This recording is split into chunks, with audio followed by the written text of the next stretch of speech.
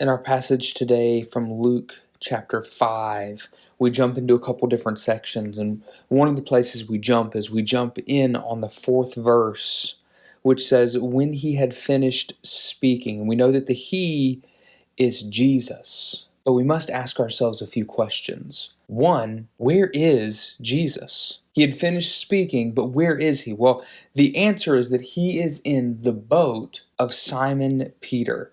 And we know this obviously from context because it says, put out into deep water and let down your net. And he's on the Sea of Galilee, or he's in the Sea of Galilee on this boat, and he's been teaching a large crowd. And we know that he had asked Peter to go out a short way into the water for him to teach from the boat. And now that he is done speaking, he's asking Peter, go out into deep water, go out into the deep where the fish are, and let down your net for a catch. Well, Peter and those who were with him had been fishing all night.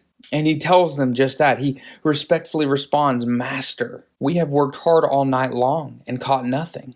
What is Peter's response to this command to go out into deep water and let down the net? If we're honest, respectful skepticism, which is followed by obedience, because Peter does throw in, but if you say so, because you are the master, I'll let down the nets. Based on some context from some other verses, this verse and verse 2, which we don't have here, this would have been around midday when the fish would have swam deep to get away from the heat of that area. Something that we must ask ourselves is, what is Jesus trying to accomplish with commanding Peter to do this? And there's probably two things that Jesus is trying to accomplish. The first is an object lesson to show that his disciples are to be governed by his authority even when circumstances are not the best or do not appear the best.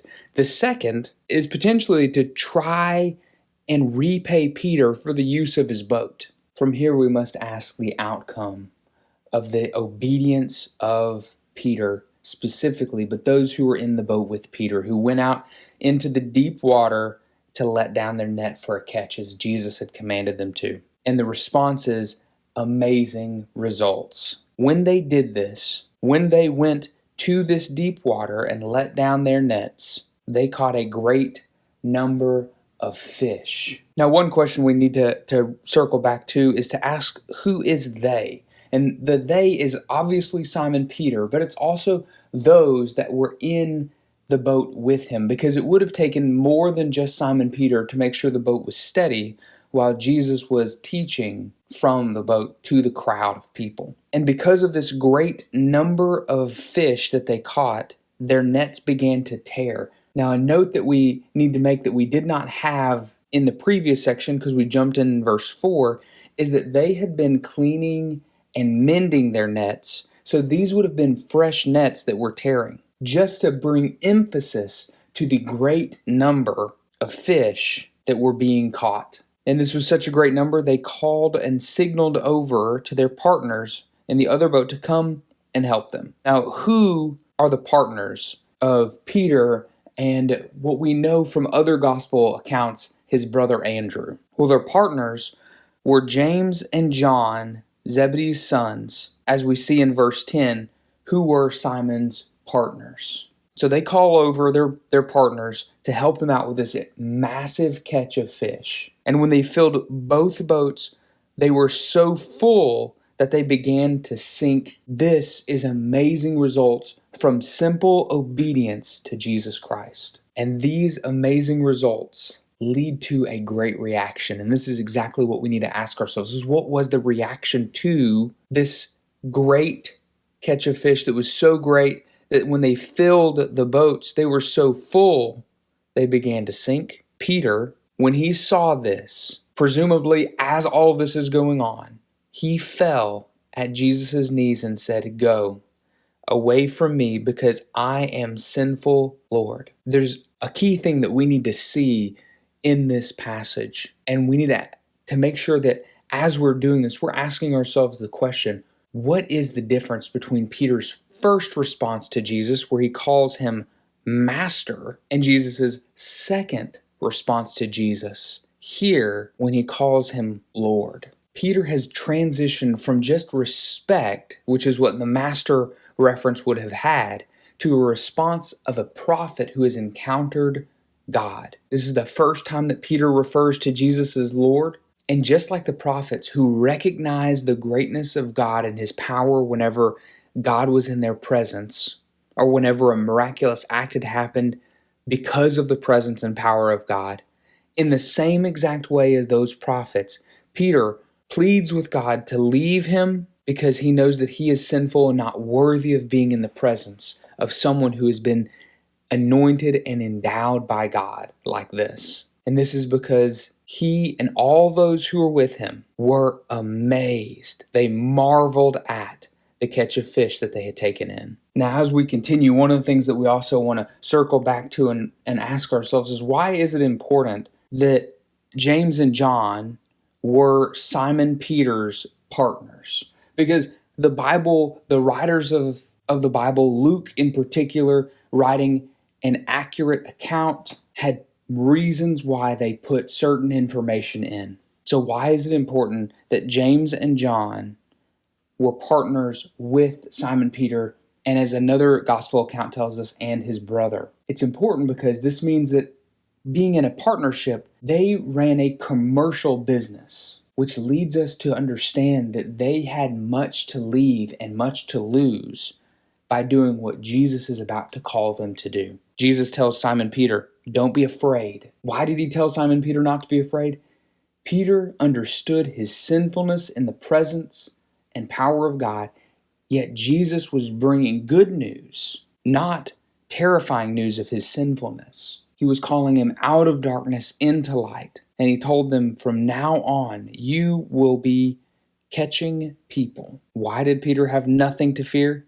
Because he was going to be an integral and important part of God's plan. And their response to this divine call was they left everything and followed him. When they brought in their boats, like I said, presumably all of this happened during this catch of fish. But once they brought the boats into land, they just left it all. They left everything and they followed Jesus. Now from here we transition way down in our chapter all the way to verse 27 and 28 for the call of Levi. And it starts out after this. Now, because of our jump from verse 11 to verse 27, we know that things happened between the call of Peter and his partners and this event right here. And what happened between these two events is that Jesus healed a man with leprosy and a paralyzed man.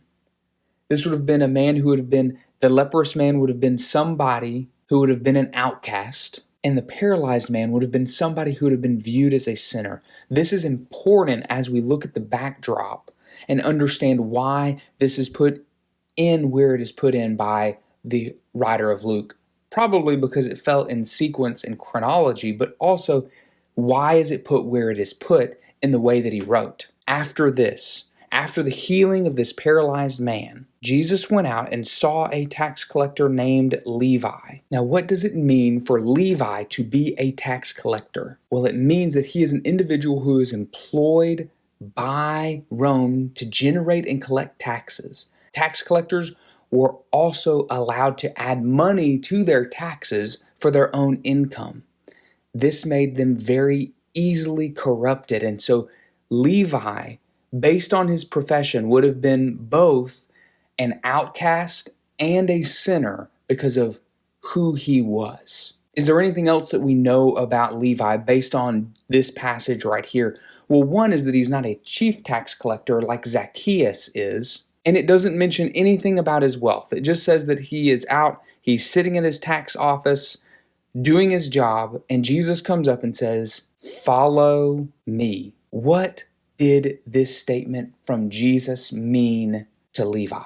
It would have been clearly understood as a call to be a disciple of Jesus, to which Levi responds by leaving everything behind, getting up, and began to follow Jesus. Now that Levi has dropped everything and left everything behind and gotten up and followed Jesus, one would have expected him to have severed all of his ties with his former associates. This is exactly what being a disciple of a Pharisee in this time would have required him to do. But this is not what Levi does.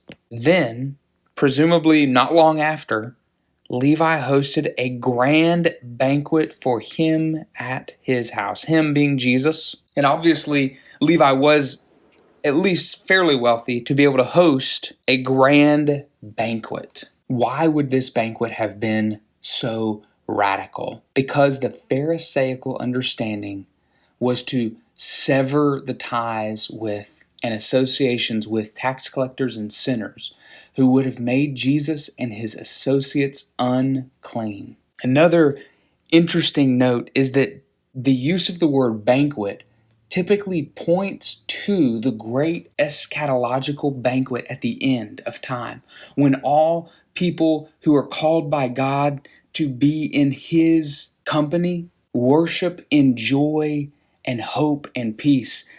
This banquet is a small foreshadowing of the banquet that will come when sinners and outcasts join Jesus and recline at the table with Jesus forevermore. And what does this show about the person of Jesus?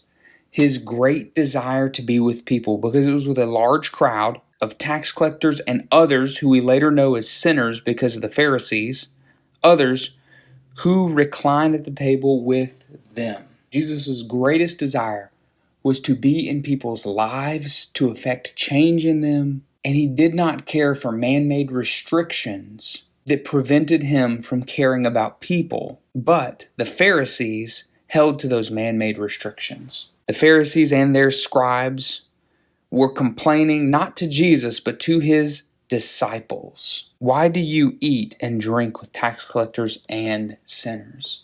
How does this contrast with Jesus? Where Jesus wanted to love people and recline at the table with people even if they were sinners, they grumbled and complained because they saw themselves as better and clean where these people would have been unclean. And Jesus responds to this grumbling and complaining by giving a clear statement of his mission. He replies to them, that is, the Pharisees, "It is not those who are healthy who need a doctor, but those who are sick.